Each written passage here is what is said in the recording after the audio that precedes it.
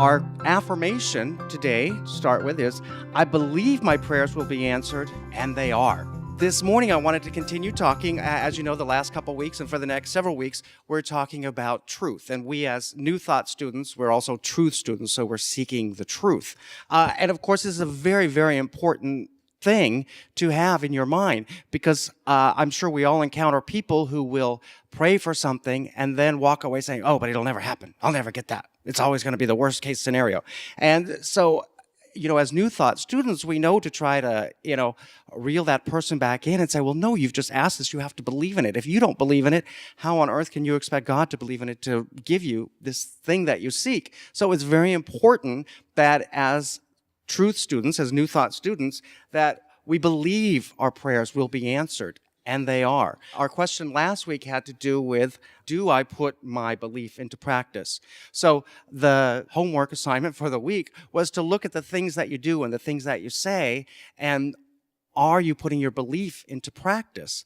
So this week's question is, how can I put my belief into practice? So now that you've maybe identified ways that you aren't putting your belief into practice, this week stop and ask yourself, okay, well, how can I do that? Years ago, I knew this young lady, and when I had met her, she was out of work. She'd been out of work for a while, and we hear that story a lot in these economic times. And so she would return from an interview, and when we'd sit and talk, initially it would be, oh, those so-and-sos, and oh, they're just prejudiced, or, oh, you know what, there was a nicer looking girl and that's why she got the job. And and I would talk to her a lot about our New Thought principles. And I even had introduced her, because I'm a big fan of the Catherine Ponder writings. And so I actually got her to sit down and read a book. And, over time, she'd come back from an interview. She didn't necessarily get the job or feel good about the interview, but she would say, well, maybe that just wasn't for me. So I saw this turning of the mind. And eventually she did get a job. And she was very fortunate, in this economic time. She didn't have to take a pay cut. There was no, nothing different. It was very similar to her prior job. And so she was very happy and delighted with that. I felt really good. I thought, oh, that's wonderful. You've adopted these New Thought practices, and look what it's done for your life. And at the time, this young lady, she had this car that was very old and very dilapidated and, sort of running down. And it got to a point, within the circle of friends, somebody every week was getting a call about, oh, come and help me take my tire because it's flat, or my alternator's bad, or my battery needs to be started. And this poor thing, the headliner was gone from the car, and the little pieces of foam, wherever she'd go, you'd have to say, hey, you got this white stuff. Brush it out of your hair. You look silly. And we knew that she was making a good living, and she sort of was continuing to hold on to the New Thought practices. And so, a lot of us around said, just go get another car. Go get another car. You have the resources. And I would be struck, because she would say, well, I know because of the things you taught me that I need to know that I'm not going to lose my job, but I don't want to get a car payment, because if I lose my job, then I won't have a car. And I thought, well, you're not putting your practice into belief. And so I think that's a great example.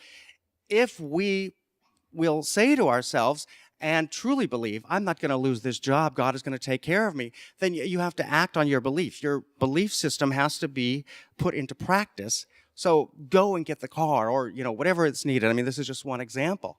And, the tragic thing is that eventually this young lady, she did lose that job. Can anybody guess why? Because she was always late or not at work because the car was breaking down. So, I mean, that's a perfect example of the cycle of putting your practice into belief, because it was her own doubt in her belief system that led to this situation. So when you go home throughout the week, how can I put my belief into practice? How can I put my belief in God and my belief that my higher good is what God wants for me, and that I am meant to live a life of great happiness, health, and prosperity? By putting your beliefs into practice. So if you go home this week and you believe that your prayers will be answered, and know in your mind that they absolutely are.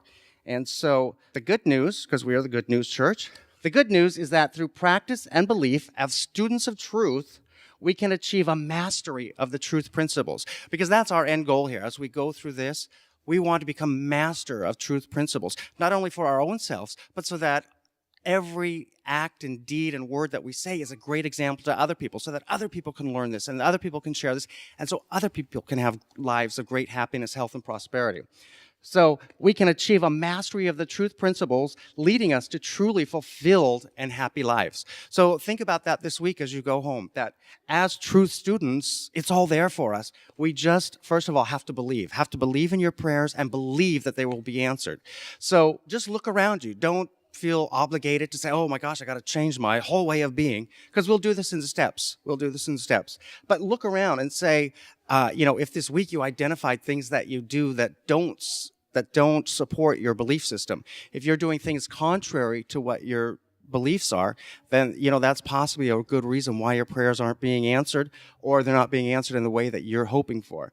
So ask yourself, how can I put my belief into practice? So when you look at certain situations and circumstances, if you are, similar to this person, you're challenged every day to get to work because your car is breaking down because you're too afraid to commit to the fact that your job's going to keep going and you're having problems, think about taking that leap of faith.